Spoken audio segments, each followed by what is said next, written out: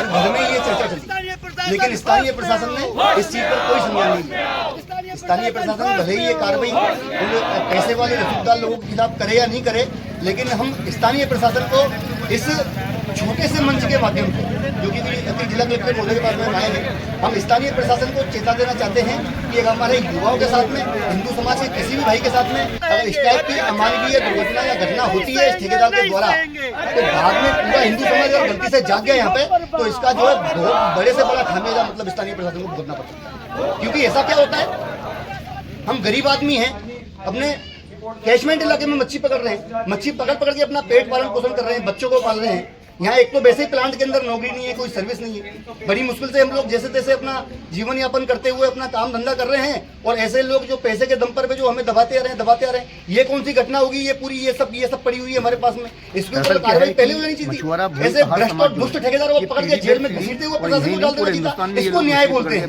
लेकिन हमारे पास में आज तक न्याय नहीं हुआ। इस न्याय की गुहार माननीय जिला कलेक्टर महोदय के मार्फत माननीय मुख्यमंत्री महोदय राजस्थान सरकार से करने आए हैं, संज्ञान में ले। तो ये लोगों ने पिछले साल भर पहले मछुआरा समाज के कुछ बेचारे युवा साथी जो मछली पकड़ने गए थे, उनके गुप्तामों में पेट्रोल डालने तक की जैसी अमानवीय घटना भी करी, उसकी कॉपी भी एक लगा करके हमने ज्ञापन में दर्ज की है। उसके बाद में कम से कम इसने 10 से 15 बार तो इसी साल भर के अंदर मारपीट कर दी मछुआरा समाज के युवाओं के ऊपर, यहाँ तक कि इनकी नावें छीन करके ले गए, और इन्हें धमकियां दी जाती है कि तुम अगर मच्छी पकड़ने के लिए अपने कैचमेंट इलाके में आए तो हम तुम्हारे ऊपर बोर्ड चढ़ा देंगे। इनके ऊपर ये तो क्या बेचारे नाव चप्पू वाली चलाते हैं और वो मोटर वाली बोर्ड चढ़ाते हैं। कुल मिलाकर के पूरे समाज के अंदर भय का जो माहौल है बना हुआ है, आक्रोश भी है, गुस्सा भी है। अब मछुआरा समाज की कोई सुनवाई नहीं कर रहा। वहाँ एसडीएम साहब के भी यहाँ गए तो वहाँ पे भी समझौता होते रह गया, कोई इनका समझौता हुआ नहीं। बाहर मारपीट होगी, वहाँ पे भी धमकियाँ, पता नहीं कौन से एमपी से गुंडे फुंडे लेकर के आए, ऐसा मछुआरे समाज ने हमें जो बताया। अब कहने का मतलब ये है कि भाई प्रशासन कर क्या रहा है, प्रशासन को इतना टाइम हो गया, साल भर से लेकर के अभी उन्होंने कोई बात संज्ञान में लाई नहीं। और अगर प्रशासन इस बात को नहीं मानता है, बार बार वो रसूखदार और पैसे वाले लोगों के पीछे भागता है, तो मैं कहता हूँ फिर ये कार्रवाई फिर मजदूर संघ जिस दिन अपने हाथ में लेगा, सर्व समाज अपने हाथ में लेगा, जब हिंदू समाज अपने हाथ में लेगा, क्योंकि हर समाज के जुड़ने से भारत बनता है, इन लोगों को ये मानना चाहिए। और अगर ये मामला ज़्यादा बड़ा हो गया तो स्थानीय प्रशासन के लिए भी भारी पड़ेगा। हमारे माननीय जो एमएलए महोदय हैं धाकड़ साहब, उनको भी मैं कहता हूं कि उनको भी ये जानकारी है। जब साल भर से ये मामला चल रहा है तो उनको भी जानकारी है, उनको बीच में इंटरफेयर करना चाहिए।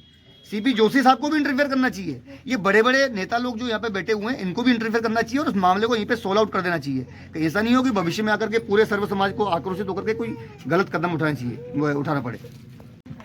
आज जैसा कहार भोई समाज के सामने एक नई समस्या जागृत हुई, जो वर्षों से अपने भरण पोषण, बच्चों को, परिवार का जो भरण पोषण कर रहे थे, और चंबल नदी पर इस बांध पर वर्षों से ठेके प्रथा चल रही है, मछली की ठेका हो रही है। लेकिन आज ही ये समस्या क्यों आई?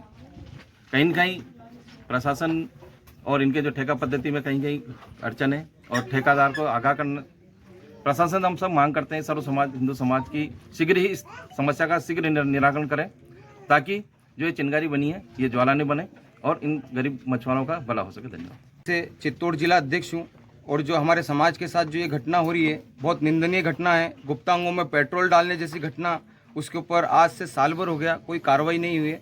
और हम ये कहना चाहते हैं कि प्रशासन सुन ले, अगर कार्रवाई नहीं हुई तो पूरे जिला पदाधिकारी रावत भाटा में आके धरना प्रदर्शन करेंगे। हमारे समाज के ऊपर इस तरह से कार्रवाई कर रहा है रसूखदार व्यक्ति, जो मोहम्मद कासिम व्यक्ति। अगला जो पूर्व में जितने भी ठेकेदार आए हैं, उन्होंने इस तरह से कभी भी हमारे समाज के साथ घटना नहीं की जिस तरह से मोहम्मद कासिम ने की है।